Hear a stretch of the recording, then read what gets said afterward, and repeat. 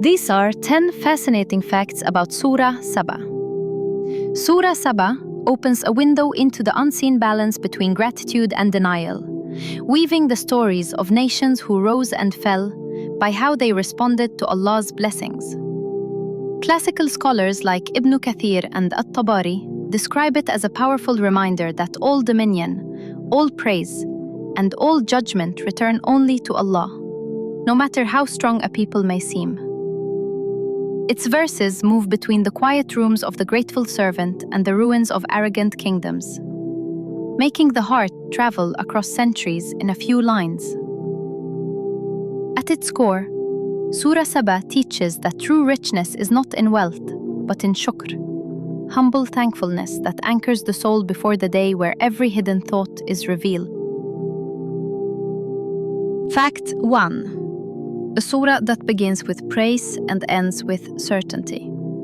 This refers to verse 1. Praise be to Allah, to whom belongs whatever is in the heavens and whatever is in the earth. And to him belongs all praise in the hereafter. And he is the wise, the acquainted. Ibn Kathir notes that this opening ties together both worlds, the praise due now and the praise that will fill the hereafter when all veils fall.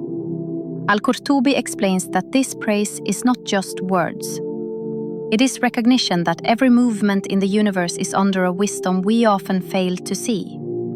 The surah begins by lifting our gaze from our own narrow worries to the vast ownership of Allah, where nothing is lost and no injustice is ignored. Ibn Taymiyyah highlights that when Allah praises Himself and teaches us these words, He is inviting hearts to safety, to trust in His perfect knowledge of every secret and sorrow. Listening to this verse is like stepping into a hall of mirrors that all reflect one truth. Everything returns to Him, and that is not a threat, but a promise of ultimate justice and mercy. Fact 2. The unseen is already known. This refers to verse 3. Those who disbelieve say, "The hour will not come to us." Say, "Yes, by my Lord it will surely come to you." Allah is the knower of the unseen. Not absent from Him is an atom's weight within the heavens or within the earth, or what is smaller than that or greater, but that it is in a clear register. Ibn Kathir explains that this verse came to crush the doubt of those who mocked the idea of resurrection and accountability. Al-Tabari says the mention of an atom's weight is to show that not even the tiniest speck of a deed escapes Allah's record, whether good or evil. In a world where many feel unseen, unnoticed, this verse whispers that every tear, every quiet act of kindness, every hidden crime is already known and recorded. For the arrogant, this knowledge is terrifying. For the sincere, it is a soft light, assuring them that nothing they bear in patience is ever wasted. Surah Saba uses this image of the atom, centuries before microscopes, to bring hearts nearer to a Lord who misses nothing, yet forgives so much. Fact 3. The profound gift of vision and hearing. This refers to verse 13. But few of my servants are grateful. In the context of the surah, Allah mentions how He granted the family of Dawood and Sulaiman immense blessings, from softened iron to the control over jinn, then ends the scene with this one line. Ibn Kathir and Al-Qurtubi comment that this is a divine sigh over humanity's history. Immense gifts, but so little true gratitude. The surah reminds us that even our basic senses, hearing and sight, are gifts that could have been taken, and that shukr is not just thank you, but using these gifts in obedience. Ibn Taymiyyah notes that the grateful servant is the one who sees every skill, every opportunity, as a trust from Allah, not as a personal achievement to be worshipped. The surah is recited. It is as if Allah invites each listener to quietly ask, "Will I be among the few?" Fact 4. Sulaiman's kingdom and the humility of power.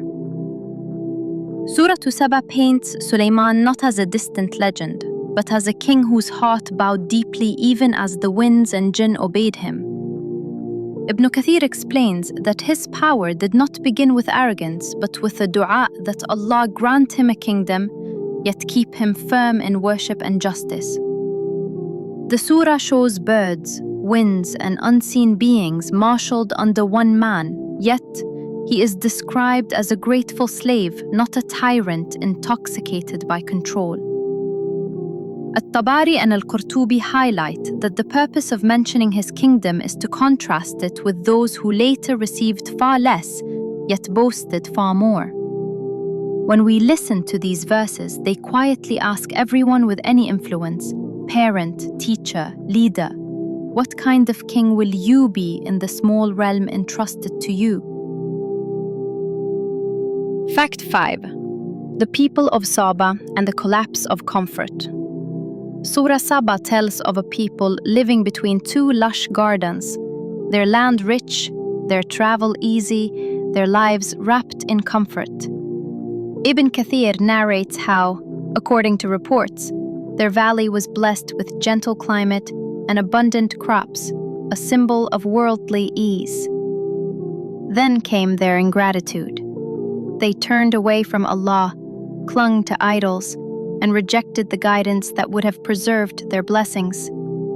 As Al-Qurtubi explains, Allah sent against them the flood of the dam, shattering their prosperity and scattering them across distant lands. Their story becomes a mirror for any society that enjoys peace, wealth, and technology, yet forgets the giver, reminding us that comfort without gratitude is a house built on a cracking dam. Fact 6. A surah that exposes false security. Throughout Surah Saba, the wealthy disbelievers insist that their power and allies will protect them from any punishment or loss. Ibn Kathir relates how they used their status as a shield, mocking the poor believers while assuming their privilege meant divine favor. The surah calmly dismantles this illusion, describing a day when no protector, no tribe, no wealth will stand between a soul and the consequence of its choices. Ibn Taymiyyah notes that real security comes only from aligning with the truth, not from building a fortress of lies and distractions around one's heart. Then recited, these verses sound like a soft but firm knocking on the door of every ego that hides behind titles, followers, or bank accounts. Fact 7. The jinn who listened and believed. Surah Saba briefly uncovers a scene in the unseen world. Jinn who hear the Quran, understand it, and make choices based on its message. Ibn Kathir and Al-Tabari mention narrations that some jinn believed and spread the message among their kind, while others persisted in arrogance. This reminder widens our sense of audience. The Quran is not a book locked into one time or one species, but a message that echoes through dimensions we do not see. Al-Qurtubi reflects that if unseen beings can be humbled by these words, then how much more should a human heart, fragile and in need, be moved? The surah thus breaks our illusion of being alone in our response to revelation. Somewhere, others, seen and unseen, are choosing belief or denial with us. Fact 8. The day when regret becomes loud. Surah Saba often shifts the camera from this world to the day when deniers will see that their arguments were dust. Ibn Kathir describes scenes of debates turning into accusations, as leaders and followers blame each other for misguidance. The surah shows that regret then is not just sadness, but a burning realization that the chances to change were many, and each one was casually ignored. Ibn Taymiyyah explains that these portraits of the hereafter are not meant to paralyze the believer with fear, but to awaken them into urgent, hopeful action now. For the listener, these verses are like a future memory brought back in time, giving us the rare mercy of seeing our possible regret before it happens. Fact 9. The argument of "we only followed our leaders."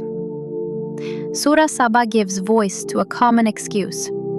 People who say they were just following their elites, their chiefs, their social currents.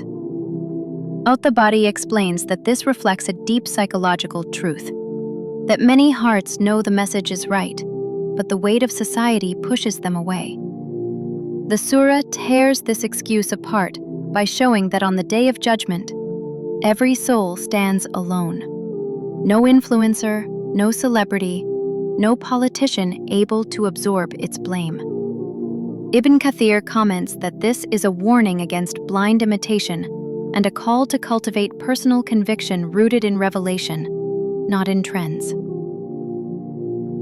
Listening to these verses forces each of us to ask, am I worshiping Allah, or am I worshiping the comfort of fitting in? Fact 10. The final challenge and the triumph of truth. This refers to verse 49. Say, the truth has come, and falsehood can neither begin anything nor repeat it.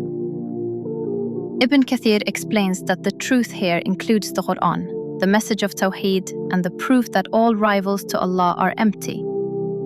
Al-Qurtubi notes that falsehood is described as powerless, unable to initiate or restore itself once the light of guidance has been made clear.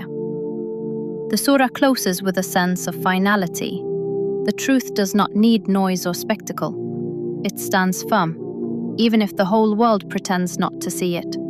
Ibn Taymiyyah often returned to this verse to show that truth has a quiet strength, while falsehood must constantly be repackaged and repainted to survive. In the end, Surah Saba leaves the listener with a calm but piercing question. Now that the truth has come to you, what will you do with it before the hour comes, suddenly, without warning?